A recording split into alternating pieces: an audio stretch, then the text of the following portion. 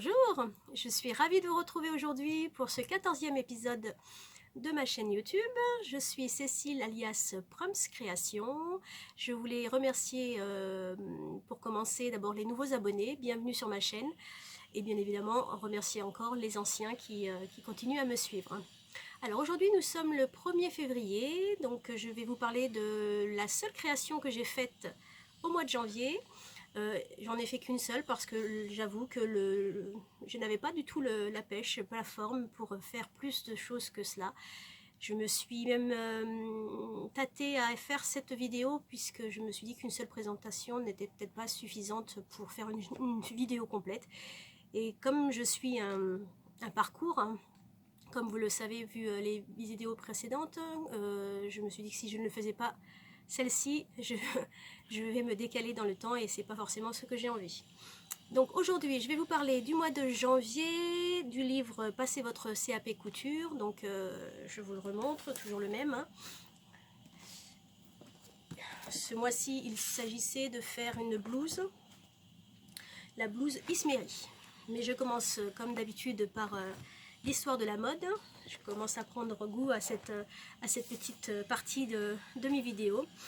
Et aujourd'hui, on attaque la partie qui était la période du XVIIIe siècle, qui est donc la période qu'on appelait rococo.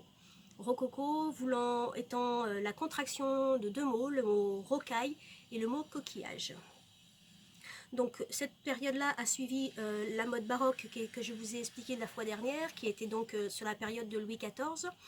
Donc la fin de la période de Louis XIV a fait la fin de la période baroque et on arrive au XVIIIe siècle sur donc après la mort de Louis XIV sur des styles vestimentaires qui ont commencé à changer, comme d'ailleurs je pense les siècles précédents. À chaque nouveau règne, il y avait une nouvelle mode qui était liée soit au roi, soit à la reine en fonction des goûts de chacun et chacune. Donc la mode rococo en fait a amené un style de mode vestimentaire plus léger, plus frivole, plus comment dire, avec des couleurs beaucoup plus légères, plus pastel, plus de volants, plus de dentelles, plus de fleurs dans les robes. Donc la mode rococo a duré entre la période de 1715 à 1780, la plus grande période en fait qui a duré sur cette mode-là. Donc je disais qu'il y avait l'apparition d'une robe qu'on appelait à l'époque la robe à la française, qui contenait en fait un corsage serré. Alors j'avoue que j'ai du mal un peu à faire la différence entre les robes qui étaient à l'époque baroque et les robes qui étaient à l'époque rococo, en dehors de la couleur de la robe, des couleurs qui sont différentes, mais en termes de tissu, ce sont les mêmes. Seul l'ajout de dentelle, de plis, de rubans, de fleurs ont fait la différence. Donc je pense que si cette période-là arrive au niveau de l'examen, je pourrais faire la différence grâce à ces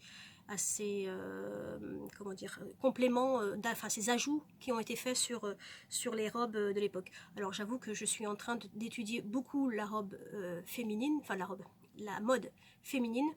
Je me suis moins attardée sur la mode masculine. Alors j'espère que ce sera à l'examen quelque chose un vêtement féminin, parce que sinon je crois que je vais avoir des petits soucis. Mais c'est pas grave, on est des femmes, on continue. Donc voilà ce que donnait une robe à la française. Donc là on voit bien beaucoup, alors je sais pas si on voit bien d'ailleurs, on voit bien beaucoup de rubans, de froufrous, de dentelles. C'est ce qui a fait la différence avec le mode baroque où c'était plutôt assez terne comme couleur. À cela s'ajoutait ce qui a été appelé à l'époque les plis Watteau, qui sont en lien avec le peintre Watteau. Alors ça a été appelé comme ça parce que le peintre avait apparemment peint plusieurs robes avec ces plis. Et on a fait l'amalgame entre les plis Watteau qui correspondaient à ce que ce peintre avait peint comme si c'était lui qui les avait créés, alors que ces plis n'avaient pas été créés par ce peintre, bien évidemment. Donc les plis Watteau, c'était un des plis en fait sur le dos de la robe. C'est pas un très bon focus, hein, je suis désolée. D'ailleurs, ça ne peut pas faire un focus, c'est un téléphone. Et donc là, on voit ici des plis. Et c'est ce qui était en fait, ce qui était appelé les plis Watteau. Ensuite aussi, pendant cette période-là, est apparu des paniers. Alors j'ai cru au début que ça ressemblait pour moi beaucoup à ce que je vous avais montré ultérieurement, c'était les Vertugadins. Mais en fait, ce sont des paniers bien à eux, enfin bien différents, pardon, qui sont des sous-vêtements cette fois-ci. Je vous montre un exemple, ce sera peut-être plus parlant, hein. Donc ça, ce sont des paniers qui étaient mis sous la robe. Donc ça permettait d'élargir encore une fois la largeur des hanches. Ça accentuait les courbes féminines. Et donc comme je vous disais, en élargissant le visuel des hanches. Alors surtout sur cette période-là, j'ai pu faire la connaissance, connaître plutôt, pas faire la connaissance, connaître en fait une couturière de l'époque. On a fait la connaissance dans le livre, elle est mentionnée. Il s'agit en fait de Rose Bertin. Rose Bertin était une roturière, une personne du peuple hein, qui est née en 1747, qui à l'âge de 26 ans a ouvert sa propre boutique à Paris qui s'appelait Le Grand Mogol. C'est une boutique qui a eu beaucoup de succès. Elle a créé une nouvelle mode, une mode plus champêtre comme ils l'ont appelé, avec des robes en mousseline. Donc cette dame a très vite été remarquée par une dame très connue de l'époque, qui était donc Marie-Antoinette, la reine. Et la reine l'a pris sous son aile, si on peut dire, et a fait d'elle sa ministre des modes. Et Rose Bertin a donc été très amie avec la reine et donc Marie-Antoinette était fan de mode, fan de vêtements, fan de tissus, elle adorait ça, donc c'était son maître mot. Elle dépensait une fortune dans ses vêtements, et d'ailleurs elle a été par ce biais-là très critiquée par les gens du peuple et même les gens de la cour. Hein. On l'avait surnommée Madame Déficit, donc je disais que Rose Bertin a tout simplement concrétisé les désirs de Marie-Antoinette dans sa mode. C'est elle qui mettait en œuvre tout ce que Marie-Antoinette souhaitait, toutes les robes qu'elle voulait, elle les créait puisqu'elle était modéliste, styliste également. Et elle l'a suivi, Rose Bertin a suivi Marie-Antoinette jusqu'à la fin. Donc une fois que Marie-Antoinette a été exécutée, Rose Bertin s'est exilée en Angleterre. Hein, et elle est revenue après la Révolution, essayer de revenir en fait en France après la Révolution, mais elle avait déjà été oubliée, et donc elle a été en fait complètement oubliée, et jusqu'à sa mort en 1813. Voilà, c'était un peu périlleux cette période. Donc à retenir Rose Bertin qui, je pense, a été une précurseur dans la créativité et dans la mode.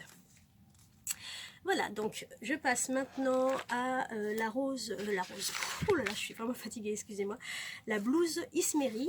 Alors, donc, c'était la création à effectuer du mois de janvier sur le livre Passez votre CAP couture. Donc, la difficulté sur ce mois-ci, c'était surtout d'utiliser un tissu qui est particulier. Il s'agissait du satin, alors normalement de la soie. Je vais essayer de retrouver la page hein, si j'y arrive.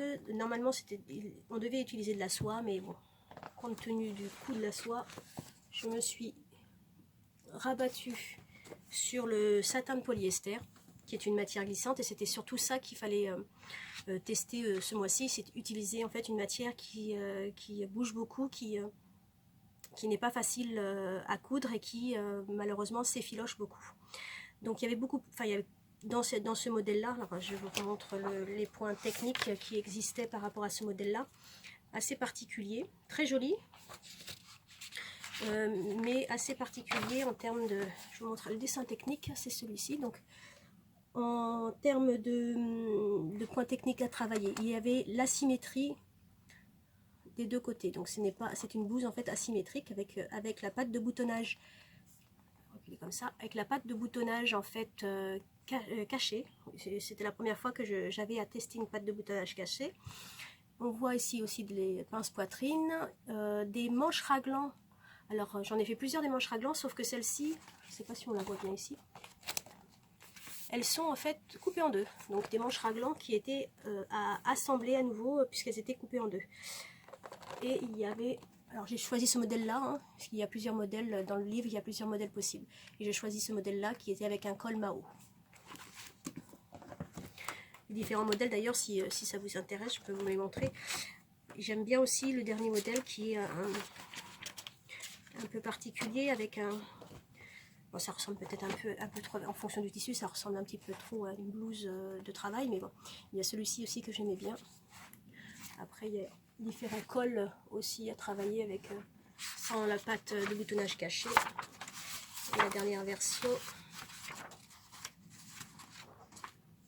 c'est avec un col Claudine. Donc j'ai fait la première version, je l'ai faite en taille 40 parce qu'au début je me suis dit que j'allais certainement la porter, donc j'avais envie de la faire à ma taille. Et j'ai eu quelques on va dire, déconvenues avec le tissu. Donc pour commencer, j'ai été un peu déboussolée par le décalcage du A0. Parce que, alors je les ai fait imprimer en A0 pour pouvoir les décalquer en une fois, parce que je crois qu'il y avait une quarantaine de pages en PDF classique et j'avais vraiment pas envie de perdre mon temps avec un PDF normal. La difficulté avec de toute façon, que ce soit au PDF ou le A0, il y a, et ce que je trouve assez étonnant, c'est qu'en fait il y a la marge classique et la marge de couture qui est ajoutée au patron. Ce qui fait qu'en fait pour chaque modèle, c'est-à-dire chaque taille, on a en fait deux lignes. Et parfois les lignes se superposent avec la taille suivante ou la taille précédente. Et c'est très compliqué en fait à retrouver le bon chemin, puisqu'il y a beaucoup de lignes qui se doublent. Et là j'ai eu du mal à trouver la bonne taille qui correspondait à la taille 40. Donc ça déjà ça a été un peu compliqué pour moi. Ensuite, un deuxième point négatif, alors là je rentre un peu plus dans le détail des patrons eux-mêmes, c'est que les A0, ils sont pas optimisés, ils ont en fait, il y a les 4 modèles dans les patrons, et il y a le modèle 1 se trouve sur 4 planches différentes. Donc je trouve que c'est pas bien optimisé, c'est bien, et je trouve ça dommage parce qu'on est obligé de faire imprimer en fait les 4 planches pour avoir un seul modèle quand on est intéressé que par un seul modèle. Quand les 4 modèles nous intéressent, c'est pas de souci, mais je pense que Artisan aurait pu faire un petit effort là-dessus, sur le fait d'optimiser tout simplement le patron et de mettre un même modèle sur une planche ou deux, pas plus. Ensuite, donc je vais vous parler du modèle même. C'est ce qui m'a, donc comme je vous le disais, ce qui m'a le plus embêté, c'est le tissu, tout simplement. C'est un tissu vraiment très fluide. J'ai un petit carré ici. Vous voyez, ça fait, en fait, c'est un tissu de doublure, hein, le satin de polyester, pour moi, c'est les tissus qu'on utilise pour la doublure, hein, pour que les manches, à l'intérieur des manches, ça glisse bien et qu'il n'y ait pas de frottement particulier. Et la difficulté de ce tissu, c'est que il s'effiloche énormément. C'est-à-dire qu'à chaque fois que je faisais une pièce qui n'était pas forcément surjetée, puisque du coup toutes les pièces ne le sont pas, puisqu'elles sont cousues parfois, elles sont endossées, elles sont cousues parfois les unes avec les autres, et ben j'avais quelques millimètres qui partaient tout simplement en continuant à coudre, et ça partait tout simplement. Donc il a fallu que je surjette plusieurs pièces qui n'étaient pas censées l'être, parce que tout simplement le tissu avait tendance à se décomposer tout seul, quoi. Et à chaque fois ça partait en fait, et c'est assez difficile de coudre une partie quand elle s'en va toute seule. Donc ça c'était ma première difficulté, le tissu lui-même. Ensuite, du coup, ben, je vais vous montrer le modèle, ça sera peut-être plus simple pour pouvoir voir. Alors c'est du noir, parce que je porte beaucoup de noir, comme, ben, encore comme aujourd'hui. C'est du noir, donc j'espère que ça se verra un peu ce que c'est. Oui, ça se voit à peu près. Alors, ce que je n'ai pas aimé non plus, c'est le fait que c'est un tissu qui marque beaucoup. C'est-à-dire que là, on voit en fait derrière toute la partie, je ne sais pas si on voit bien grand chose ici en fait. À chaque fois que je repassais, ça marquait. Donc c'est un tissu qui marque beaucoup au niveau du fer. Hein. Et c'est pas forcément le plus joli en fait visuellement. Donc je vous ai dit, en point technique, ce qui est important de façon à avoir, hein, les pinces poitrine, donc sur un tissu fluide, les manches raglan. Donc comme je vous le disais, les manches sont coupées en deux. Donc c'est assez étonnant parce que pour moi les manches raglan, en fait j'en ai fait plusieurs et j'aime beaucoup ces manches là. Pourquoi couper en deux? Je ne sais pas, mais en fait bon, ça donne en fait une autre forme à la manche et c'est pas si moche que ça finalement. Mais bon, ça fait, j'ai l'impression que ça fait des épaules un peu plus carrées. Ensuite il y avait donc un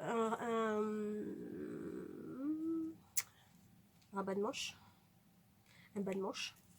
Alors normalement il est cousu à la main à la fin, mais comme j'aimais pas, j'avais envie de le finir assez rapidement, je l'ai cousu à la machine. Donc le plus compliqué a été de comprendre, et vous allez comprendre pourquoi.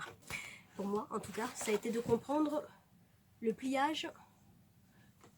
Alors je n'ai pas fait les boutonnières parce que finalement je compte pas le porter.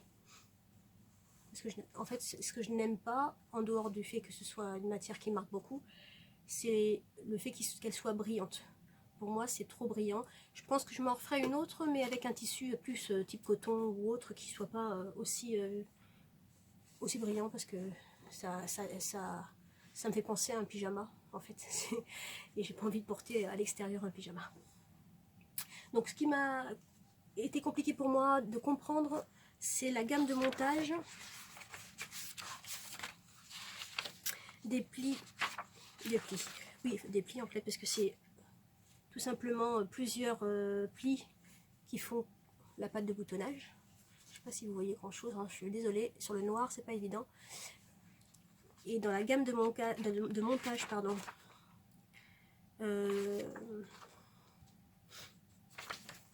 de la pâte de boutonnage, c'est pas très clair. Donc là je vous montre ce que ça donne. Ça c'est la première pâte et ça va jusque là après pour comprendre.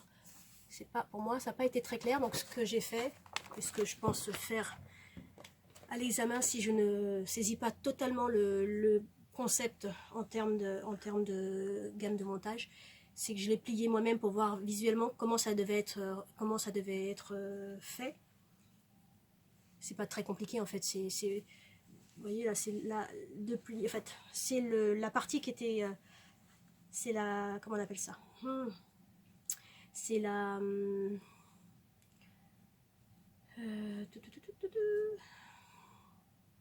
la parmenture, je vais y arriver, c'est la parmenture en fait qui est repliée deux fois et qui fait du coup la pâte de boutonnage, pliée et cachée. J'ai fait une petite erreur sur la couture également.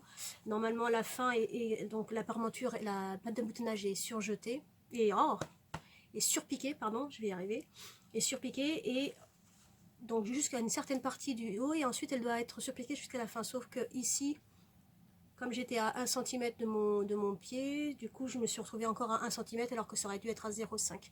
Donc là j'ai fait une petite erreur de marge de couture. Et donc comme je vous le disais, un col Mao qui est intégré entre... Oh, attendez, je vais enlever les épingles, vous y verrez mieux.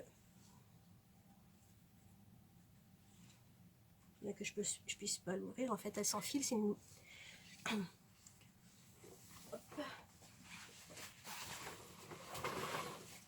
Donc là il y a une parmenture en fait tout le long. Donc comme je vous disais, c'est la parmenture qui est pliée de manière à ce qu'il y ait la patte de boutonnage cachée. Et ensuite la parmenture qui vient recouvrir le col Mao. Alors vous voyez, c'est une matière qui bouge vraiment. J'ai plein de plis qui sont disgracieux, c'est moche comme tout. J'espère que... En fait, j'ai trouvé encore pire que la viscose comme matière. C'est vraiment une matière... Et malheureusement, c'est une matière qui risque d'être à l'examen, puisqu'apparemment, c'est cette matière-là qui a été utilisée l'année dernière à l'examen. Et du coup, enfin, j'espère qu'ils ne mettront pas la même 2 années de suite. On va croiser les doigts. Mais c'est vraiment la matière depuis que je fais ces exercices, c'est celle que j'ai le moins aimé coudre. C'est vraiment une matière qui bouge beaucoup trop, et qui s'effiloche énormément. Donc vous voyez, parmenture tout le long de l'autre côté, les plis, donc les surjets sur toutes les parties à coudre. Là c'est la manche raglan qui a été donc coupée en 2.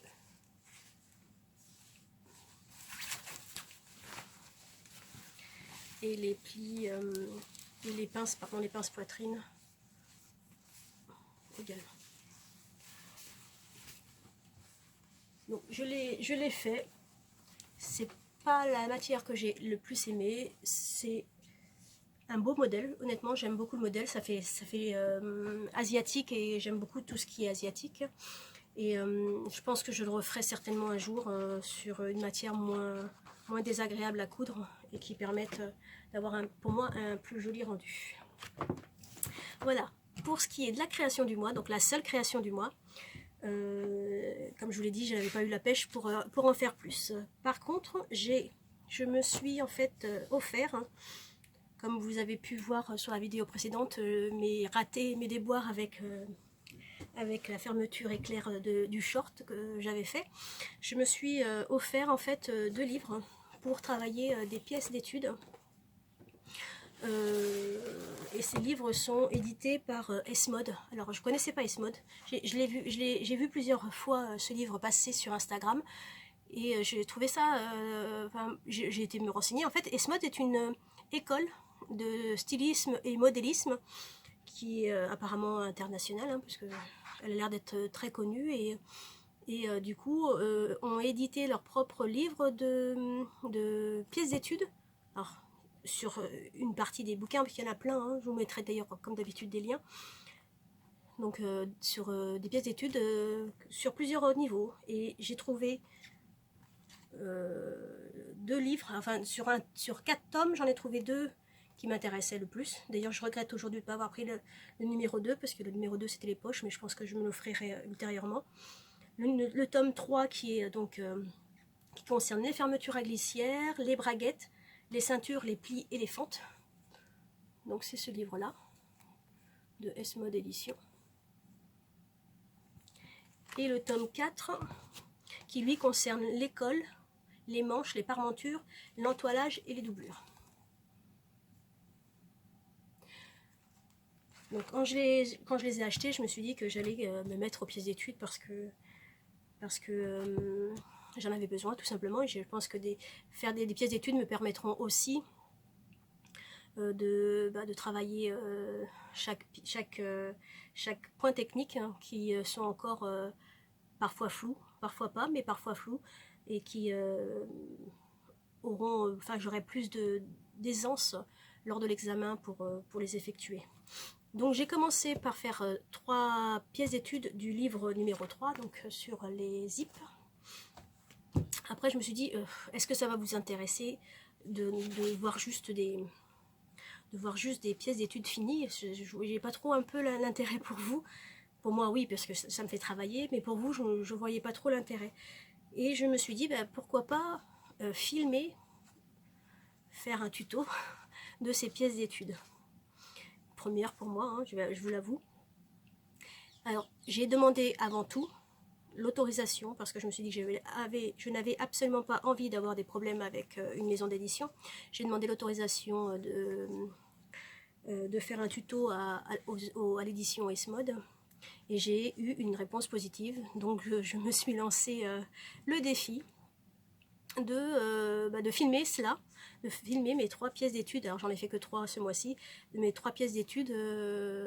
Alors c'est pas un exercice facile, honnêtement. Je tire mon chapeau à celles qui ne font que ça, parce que honnêtement, trouver le bon angle, se filmer soi-même en train de travailler, ça n'est pas évident. Trouver le bon angle, ça n'est pas évident. Être une bonne pédagogue, ce n'est peut-être pas non plus évident. Donc je ne sais pas ce que ça donne. Enfin, en tout cas, moi, je ne suis pas certaine d'avoir été hyper claire dans mes propos, et que j'espère vraiment que ça aura un intérêt quelconque pour vous. Si ce n'est pas le cas, j'en suis navrée. Si c'est le cas, tant mieux. Je ne sais pas si je renouvellerai l'expérience, parce que du coup, je me suis rendu compte qu'au montage, parce que j'ai tourné ça la semaine dernière, je l'ai monté, et qu'au montage, en fait, ça prend énormément de temps, puisque j'ai dû faire des coupes fréquentes, j'ai dû faire des accélérations pour ne pas que on reste très longtemps sur la machine. J'ai dû faire, il y a un travail assez conséquent dans le montage, contrairement à une vidéo de podcast.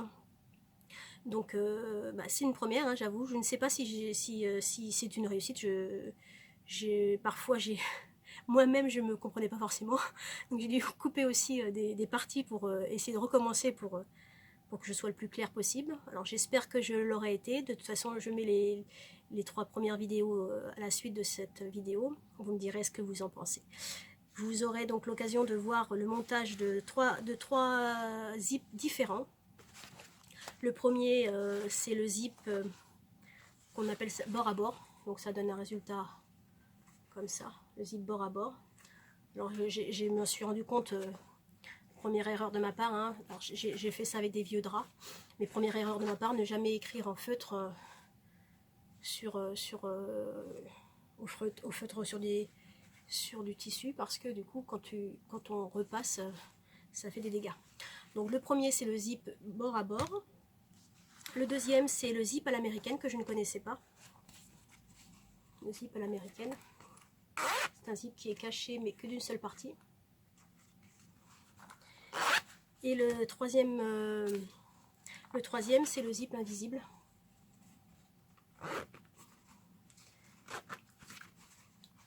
Donc c'est la méthode en fait S-Mode pour monter ces 3 zips. Donc je vous laisse, alors j'espère que ça vous plaira. Je vous laisse avec les 3 tutos. Vous me direz si ça vous a plu, si ça a été clair pour vous. Si vous souhaitez que je continue sur les autres tutos, sinon je continuerai moi-même de toute façon de le faire, parce que j'en ai besoin pour l'examen, pour me renforcer dans les points les plus techniques. Et puis voilà, tout simplement. Je vous dis à très bientôt. J'espère que vous passerez un très bon mois de février. Et puis je vous embrasse très fort et je vous dis au revoir.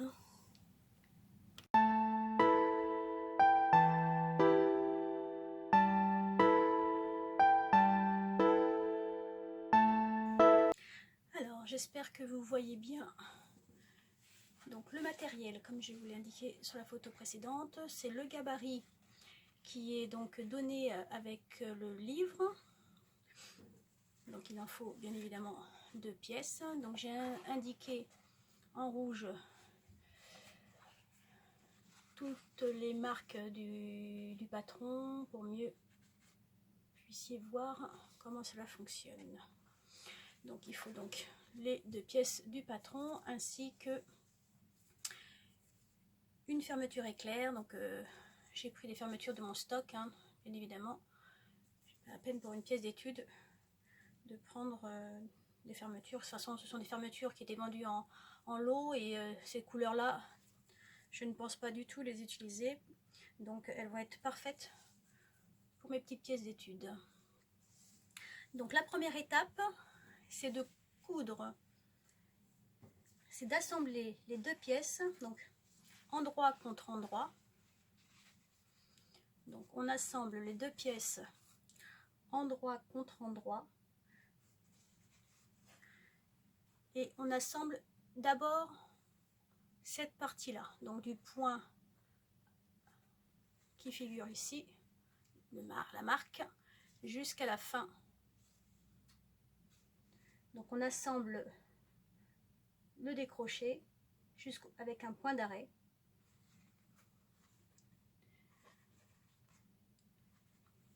Je fais ça tout de suite. Donc, comme je vous l'ai dit, on assemble endroit contre endroit.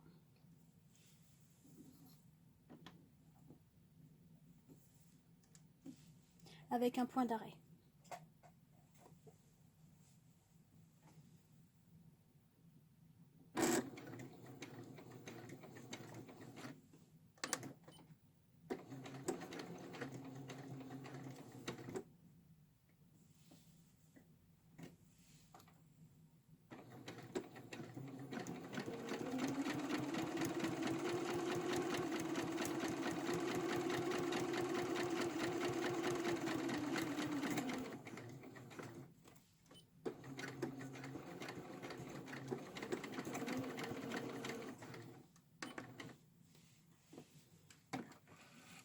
Troisième étape, le repassage. Alors, la troisième étape, c'est repasser. J'espère que vous voyez bien, on va essayer de faire comme ça. On va repasser la couture que l'on vient de faire. Donc, la couture à plat. Et en même temps, on va repasser donc jusqu'à la hauteur en repassant donc sur le trait rouge que j'ai fait initialement. C'est la limite du repassage. Donc on plie sur le trait rouge. Donc cette fois-ci c'est envers contre envers.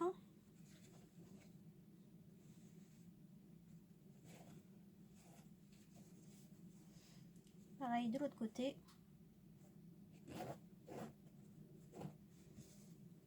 Et ça va être l'emplacement du zip.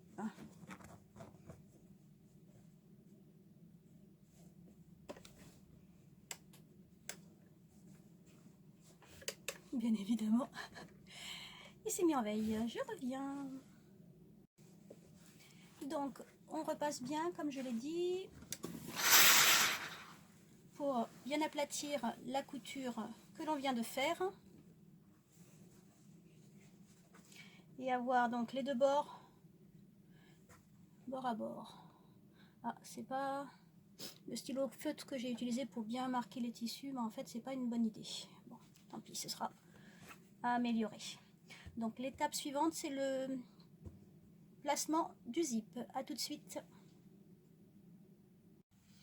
Donc, l'étape suivante, c'est de placer le zip, donc l'endroit du zip, sur l'envers du tissu afin d'avoir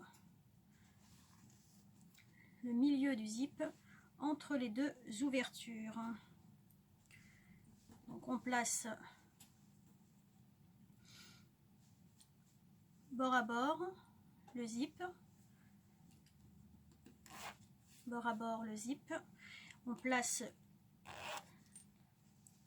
le milieu du zip bord à bord également du tissu ici et on épingle.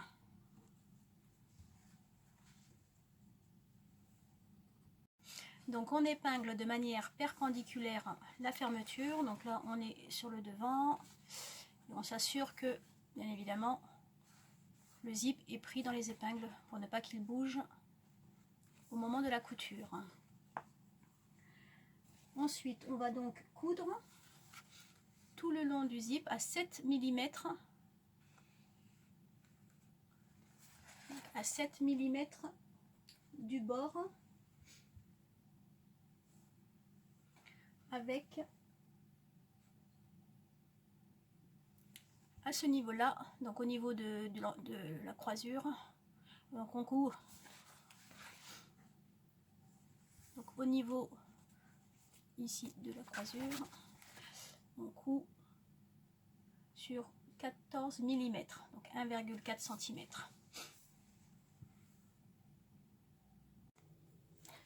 Alors, pour coudre la fermeture, il faut bien évidemment mettre le pied spécial zip, ouvrir le zip,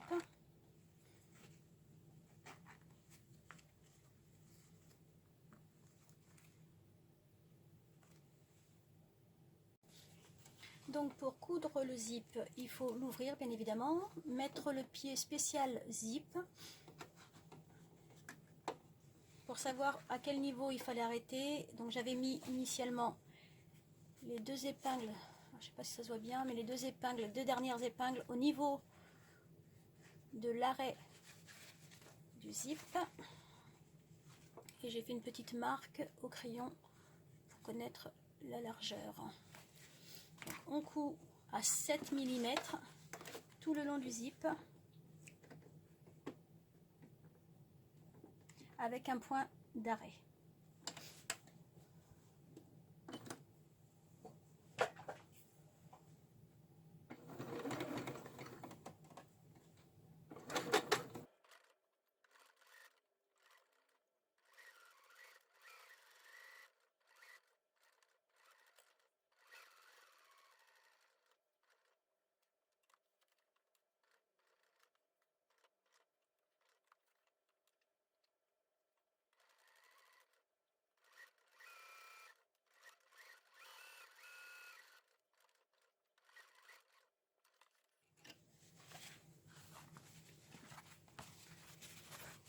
Voilà, du coup la couture, on le voit à l'arrière, cousue à 7 mm,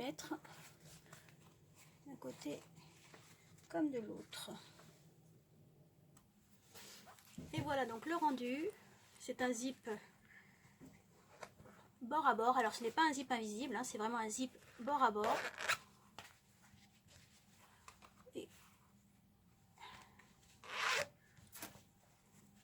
donc là on voit quand même la couleur, mais bien évidemment si le zip est de la couleur du tissu, ça ne se verra beaucoup moins, pardon. Voilà pour ce premier test de tuto zip bord à bord. Et je vous invite pour le suivant qui sera le zip à l'américaine. Merci.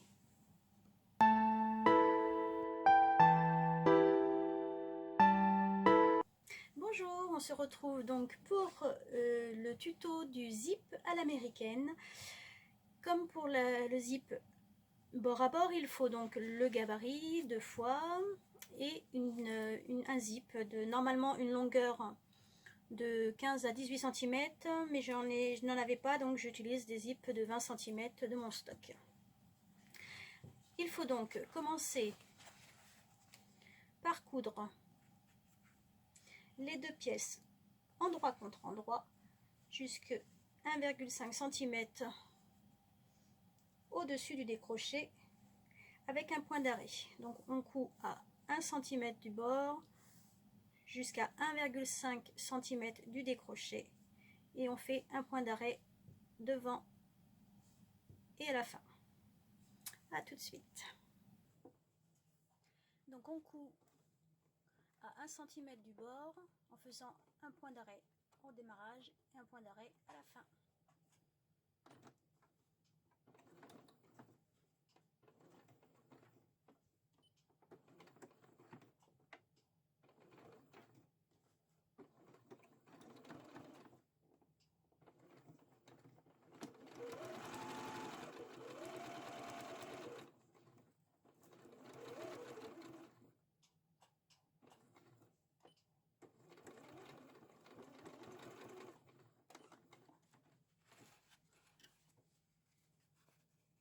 Le point d'arrêt au début et à la fin à 1,5 cm du décroché. Étape suivante, le repassage. Donc au niveau du repassage, on repasse ce que l'on vient de coudre bien à plat, couture à plat. Ensuite, contrairement à la fermeture de bord à bord, il faut donc on repasse au niveau des 2 cm du côté gauche. Donc le côté gauche, on le repasse bien au niveau des 2 cm préconisés. Par contre, le côté droit, lui, il est plié à 1,8 cm. On repasse à 1,8 cm, contrairement au côté gauche. Donc nous avons donc deux côtés et un côté qui est de 2 mm plus large que l'autre. Donc la troisième étape, c'est le placement du zip et on va commencer par le placer sur le côté droit. Donc l'endroit du zip sur l'envers du tissu et on positionne l'endroit de la fermeture donc à glissière sur l'envers du tissu et on épingle perpendiculairement.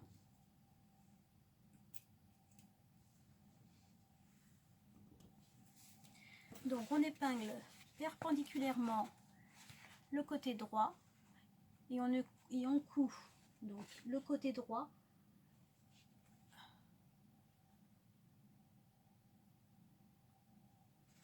avec une piqûre nervure, donc tout au long du côté droit et point d'arrêt au début et à la fin. Donc on coud tout le long du zip côté droit avec une couture nervure. Point d'arrêt au début, point d'arrêt à la fin.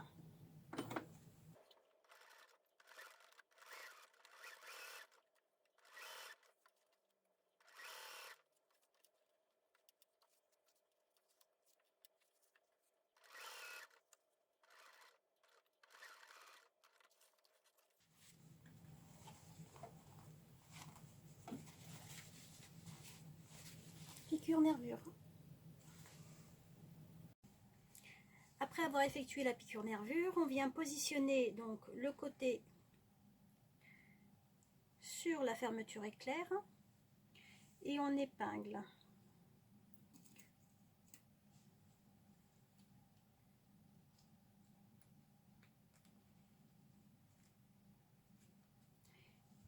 Et on va coudre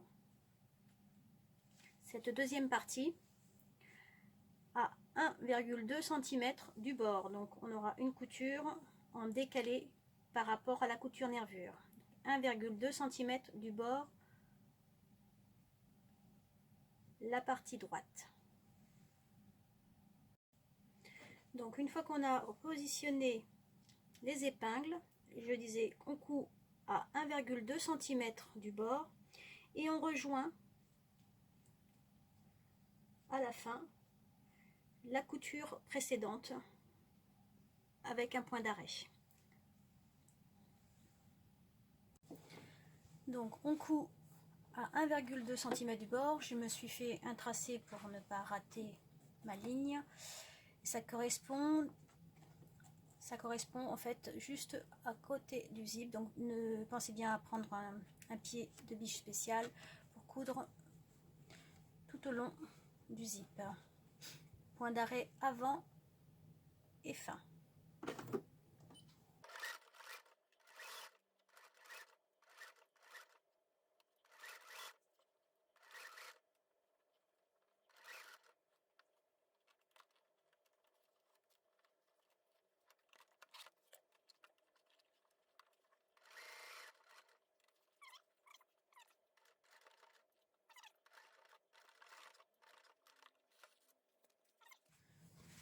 Le tissu est en blanc, la couture en noir, évidemment ça fait un peu bizarre.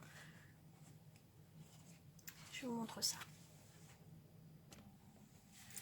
Et voilà donc ce que l'on appelle un zip à l'américaine, c'est-à-dire que le zip est caché sur une partie en fait de la couture.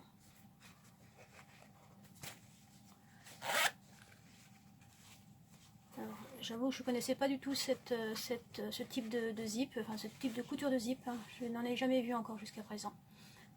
Je trouve ça plutôt pratique, mais je vois pas trop dans quel vêtement cela pourrait se faire. Voilà pour ce qui est du zip à l'américaine.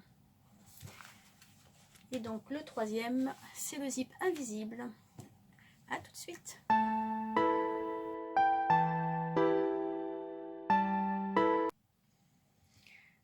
Donc la là, je vous présente la construction du zip invisible. Donc, comme pour les deux précédentes versions, nous avons donc le gabarit en 2 morceaux et un zip invisible. Donc, on doit faire comme pour le zip à l'américaine et le zip bord à bord, coudre de la même façon la première partie qui est donc à 1,5 cm du décroché et coudre point d'arrêt au début et à la fin. Donc on coud avec un point d'arrêt au début et à la fin.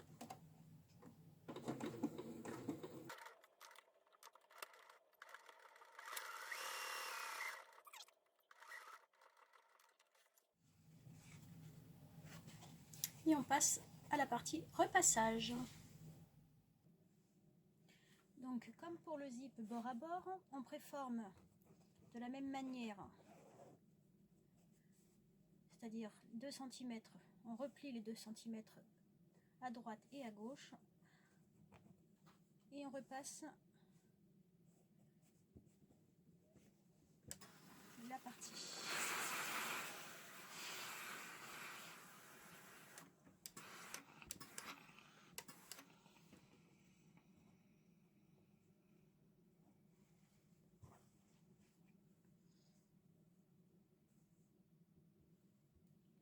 L'étape suivante, la pose du zip invisible.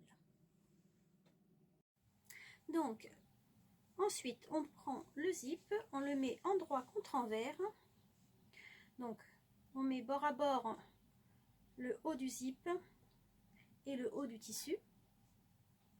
Et ensuite, on va coudre le ruban du zip à 0,5 cm sur la partie, et seulement sur la partie couturage, c'est-à-dire qu'on ne coupe pas le tissu, on coud le zip et le rebord couturage ensemble à 0,5 cm à droite avec un point d'arrêt au début et à la fin et à gauche de la même manière. Et ensuite on ouvrira le zip. Le zip sera donc maintenu par cette première piqûre. On ouvrira le zip et avec le pied spécial zip invisible, on viendra coudre à l'intérieur, donc à l'intérieur du zip avec le doigt. On écartera bien l'ouverture du zip avec le doigt pour coudre à l'intérieur et c'est ainsi que se forme le zip invisible. Voilà, on passe à la partie couture. Donc après avoir bien épinglé le zip sur le niveau, alors exclusivement sur la partie qui se retourne, on va coudre avec un point d'arrêt avant et après. On va coudre donc le zip à 0,5 cm du bord du zip.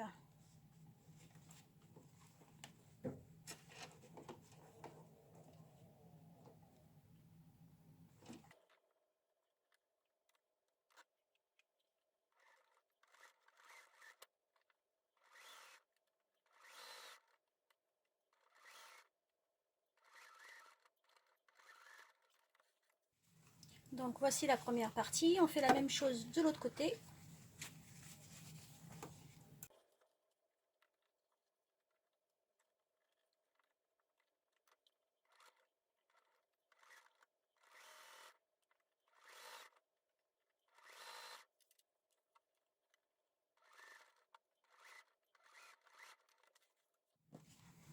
Donc les deux parties sont bien cousues.